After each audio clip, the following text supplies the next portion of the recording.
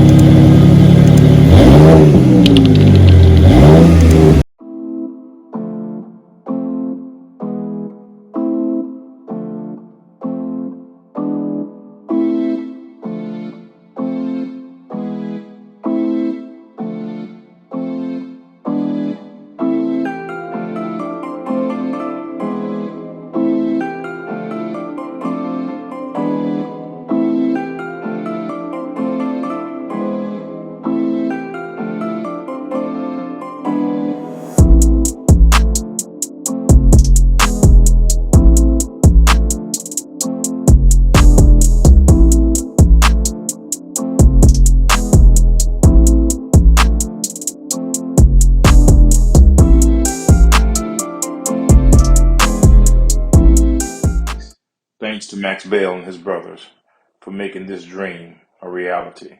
Thank you for working hard on this project.